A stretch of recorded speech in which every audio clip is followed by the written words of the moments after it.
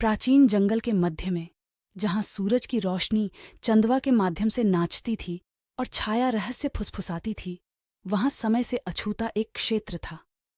ये मंत्रमुग्ध वन था, जहां जादू हर पत्ते और हवा में रहता था। इस रहस्यमय जगह में, जहां वास्तविकता और कल्पना आपस में जुड़ी हुई थी, एक ऐसी कहानी सामने आई जो युगों युगों तक गूंजती रहेगी।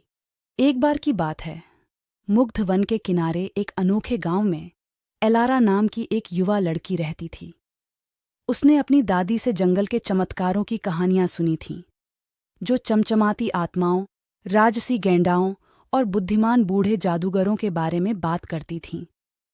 ग्रामीणों की चेतावनियों के बावजूद, जिन्होंने जंगल की गहराई में काले जीवों के छिपे होने की बात कही थी, एलारा का दिल जिज्ञासा से जल उठा।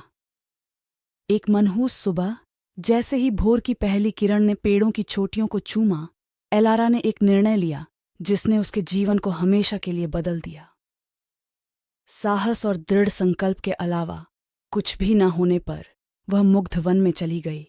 उसकी इंद्रियां प्रत्याशा से जीवित थीं। जैसे जैसे वह जंगल में गहराई तक यात्रा करती गई, एलारा अपने आसपास की सुंदरता को देखकर आश्चर्यचकित रह गई। जंगल के फर्श पर हर रंग के फूल बिछे हुए थे और पक्षी ऐसी धुनें गा रहे थे जो उसकी आत्मा से बात करती हुई प्रतीत होती थीं। फिर भी वैभव के बीच रहस्य की एक निर्विवाद भावना थी, एक ऐसी भावना जो खोजे जाने की प्रतीक्षा कर रहे प्राचीन रहस्यों की फुसफुसाहट थी। जैसे जैसे एलारा जंगल के बीचों बीच भटकता गया, घंटे दिन में बदल गए। उसे अद्भुत और अजीब दोनों तरह के प्राणियों का सामना करना पड़ा।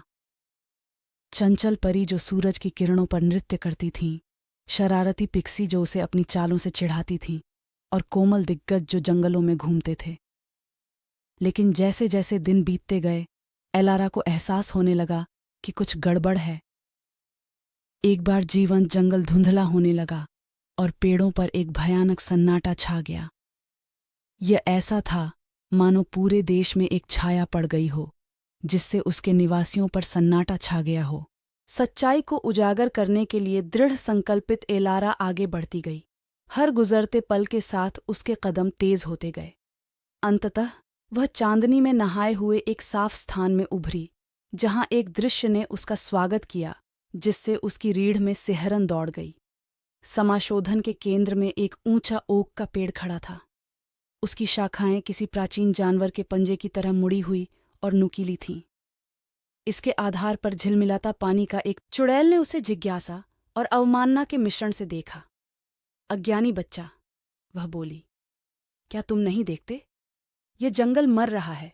इसका जादू हर गुजरते दिन के साथ खत्म होता जा रहा है और जल्द ही यह नहीं रहेगा। अपने हाथ के झटके से चुड़ैल ने एलारा की आंखों के सामने एक दृश्य उत्पन्न किया। एक दुनिया अंधेरे से घिरी हुई थी, जहां मंत्रमुग्ध वन खंडहर हो गया था। इसके एक बार गर्व करने वाले निवासी हवाओं में बिखर गए थे। लेकिन क्यों? एलारा रो पड़ी। उसकी आवाज रात के सन्नाटे में गूंज रही थी। इस त्रासदी का कारण क्या है? चुड़ैल के होठों पर एक क्रूर मुस्कान फैल गई। यह आदमी का काम है, उसने कहा। उसकी आवाज में झट टपक रहा था। उनके लालच की कोई सीमा नहीं है और उन्होंने परिणामों के बारे में सोचे बिना जंगल के खजाने को लूट लिया है। अब उन्होंने जो बोया है वही काटेंगे। अपने हाथ के झटके से चुड़ैल छाया में गायब हो गई और एलारा को अपने विचारों के साथ अकेला छोड़ दिया। जैसे ही उसने खत्म होते जंगल को देखा, उसकी आत्मा में आग जल उठी। वह जानती थी कि जब दुनिया उसके इर्द गिर्द बिखर रही हो तो वह चुपचाप खड़ी नहीं रह सकती। बदलाव लाने के लिए दृढ़ संकल्पित एलारा ने उस अंधेरे के खिलाफ अच्छी ताकतों को एकजुट करने की ठानी, जो उन्हें भस्म करने की धमकी दे रहा था। उसने जंगल के प्राणियों की तलाश की, बड़े और छोटे दोनों प्रकार के प्राणियों के साथ गठबंधन बनाया। साथ में उन्होंने अपने घर को उन लोगों से बचाने की कसम खाई जो इसे नष्ट करना चाहते हैं। और इस प्रकार मंत्रमुग्ध वन के लिए लड़ाई शुरू हुई। साहस और बलिदान के माध्यम से एलारा और उसके सहयोगियों ने अंधेरे की ताकतों के खिलाफ लड़ाई लड़ी और निराशा के उस ज्वार को पीछे धकेल दिया जो उन्हें घेरने की धमकी दे रहा था। हालांकि रास्ता लंबा था और खतरों से भरा था, फिर भी वे अपने संकल्प से कभी नहीं डिगे। अंत में यह पाशविक शक्ति या जादुई कौशल नहीं था जिसने जंगल को बचाया, बल्कि एकता और प्रेम की शक्ति ने बचाया।